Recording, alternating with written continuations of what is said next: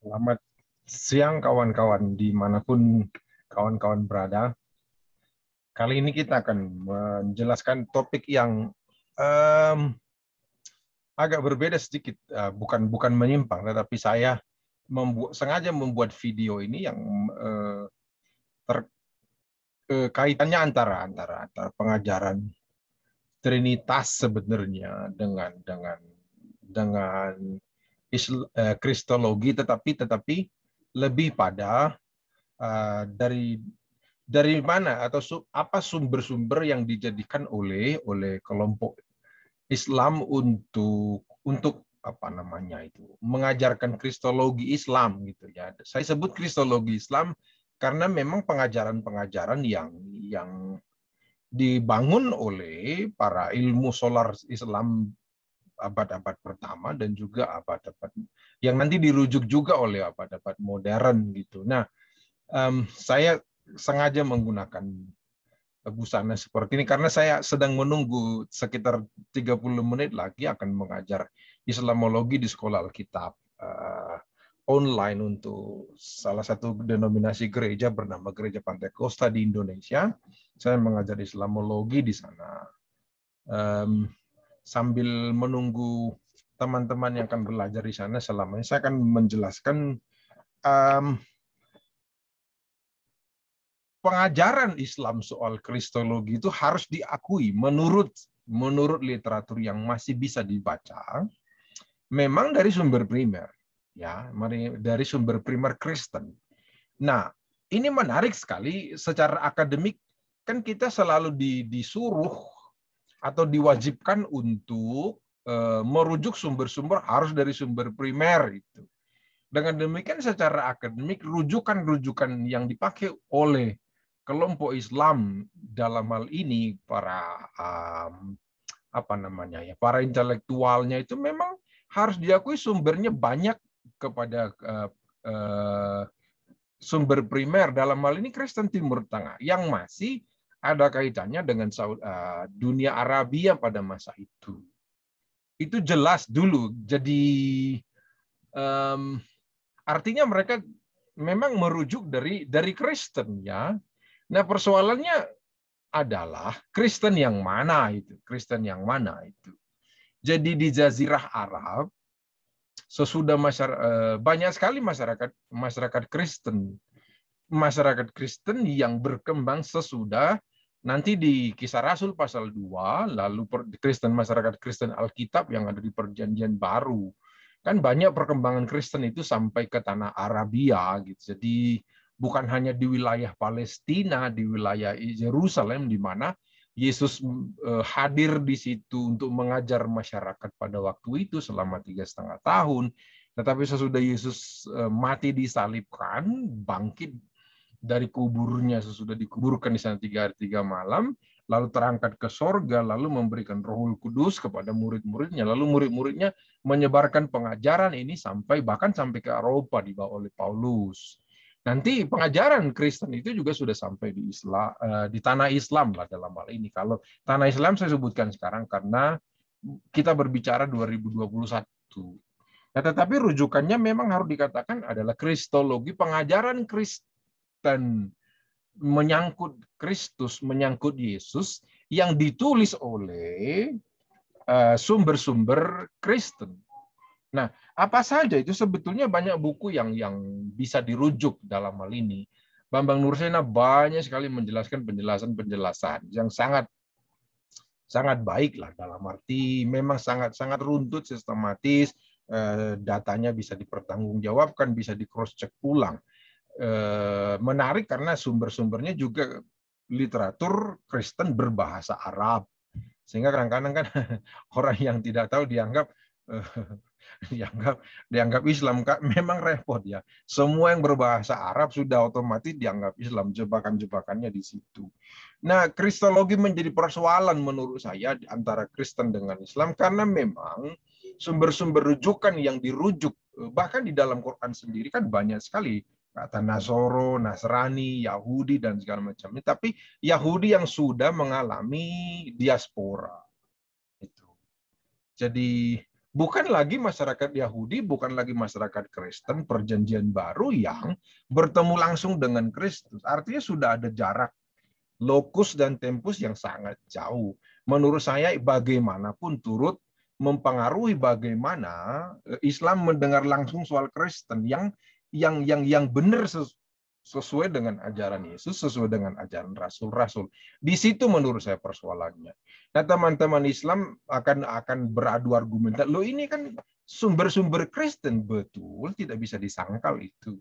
Tetapi saya pikir teman-teman Muslim juga harus memberikan penjelasan-penjelasan secara jujur Kristen yang mana, gitu kan.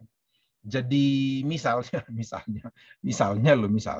kalau saya ingin menjelaskan Islam secara sahih, secara soheh, tentu saja tidak mengajarkannya Islam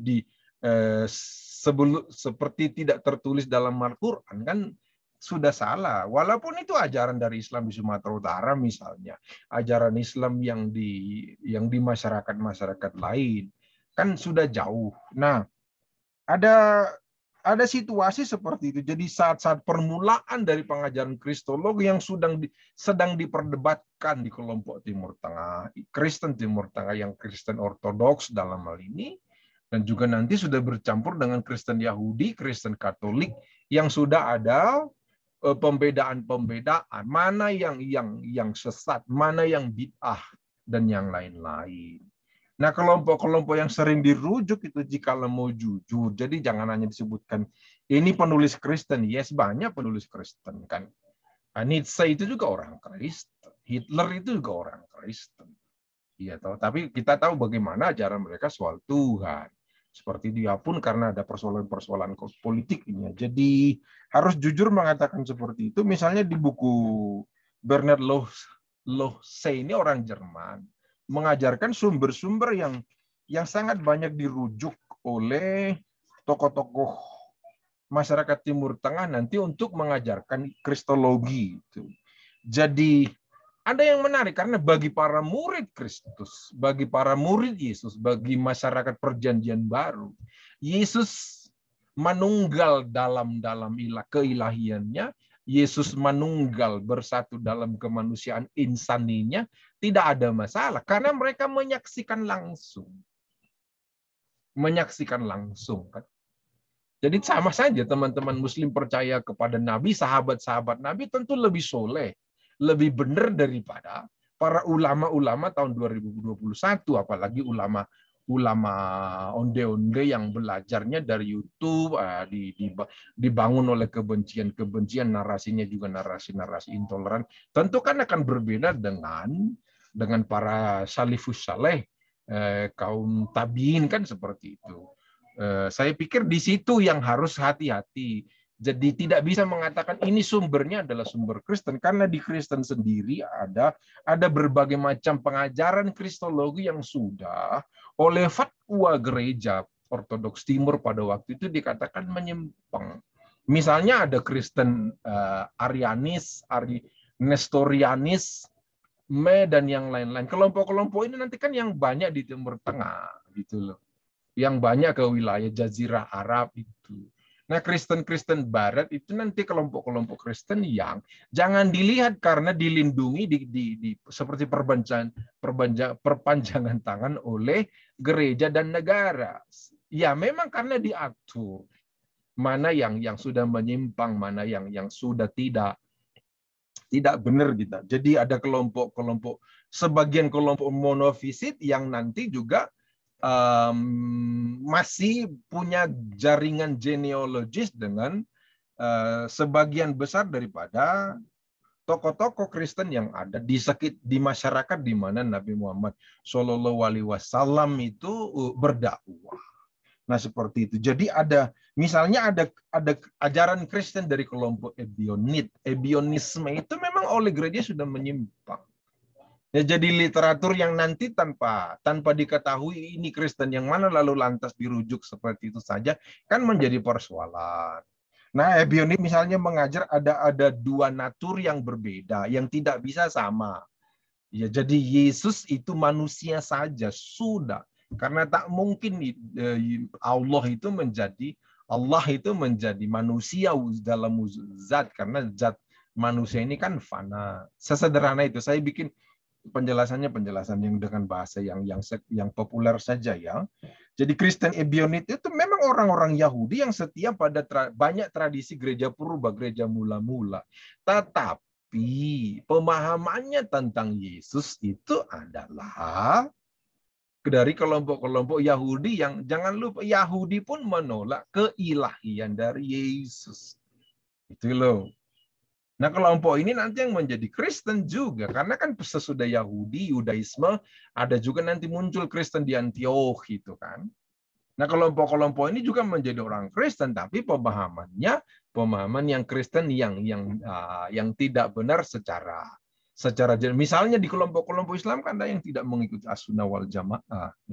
Jadi kalau saya mengajarkan Islam di luar As-Sunnah wal Jamaah kan masalah juga di kelompok Sunni kan. Kalau saya mengajarkan yang di luar keimamahan daripada kelompok Syiah kan saya salah di mata oleh kelompok Syiah. Menurut saya adalah kejujuran yang perlu sebagai sumber rujukan dari ketika menjelaskan tentang Islam itu.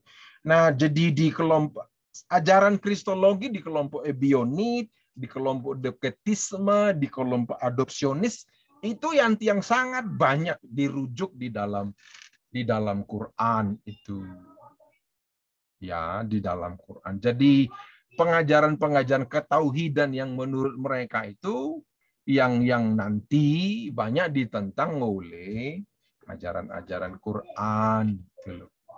Jadi ributnya kita sebetulnya adalah menurut saya karena ketidakmengenalan secara mendalam Kristen mana yang dimaksudkan di dalam Quran. Kristen mana yang dimaksudkan di dalam masyarakat yang bertetangga dengan suku-suku Quraisy misalnya. Kan hanya disebutkan Nasrani, hanya disebutkan Yahudi. Jangan lupa Yahudi pun terang-terangan bahkan menyalibkan Yesus, membunuh Yesus, bekerja sama konspiratif dengan Raja Romawi kan. Nanti ajaran mereka ini tentu kan ya bagaimana bisa secara naluriah saja itu seperti itu. Jadi teman-teman, kepada sahabat-sahabat saya Muslim justru saya menghendaki untuk menggali lebih dalam Kristen mana yang dimaksudkan.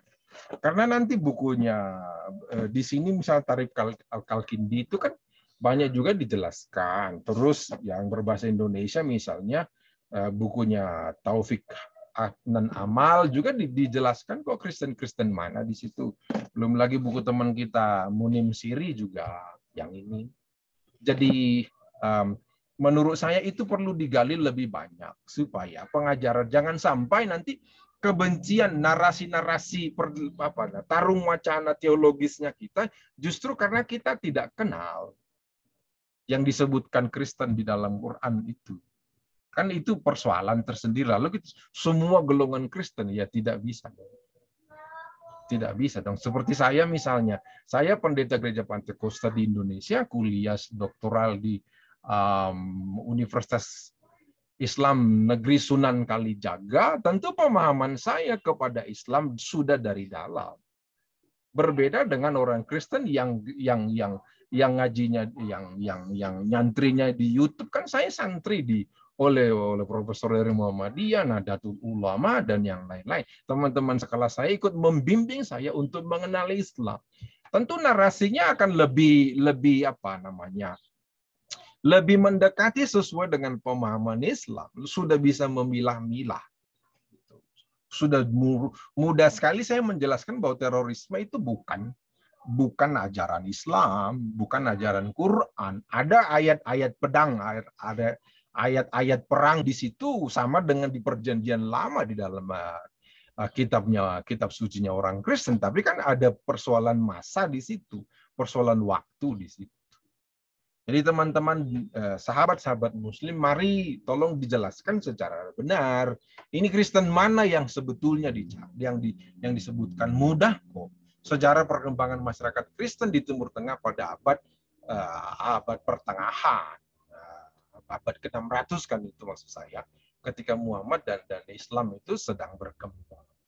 Semoga dengan cara demikian, maka hubungan relasional kita dilihat, dipandang dari bingkai keindonesiaan menjadi jelas. Sekarang kan mudah diakses. Misalnya banyak sekali orang Kristen Ortodoks Timur yang masih adalah berkeluarga ke negara Arab, Mesir, Iran, Turki, Palestina, dan yang lain-lain.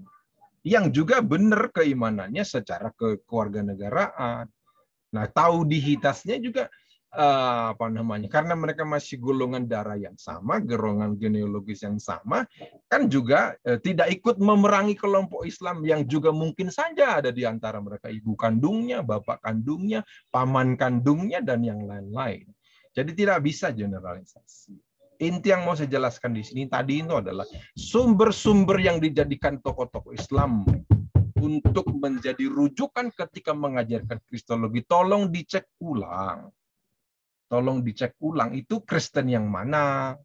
Solars ya, dari kelompok misalnya Amerika, Jerman, Inggris, Belanda, dari kelompok yang mana? Kalau dia sudah ateis, nah bagaimana? Kalau dia sudah gnostik, bagaimana?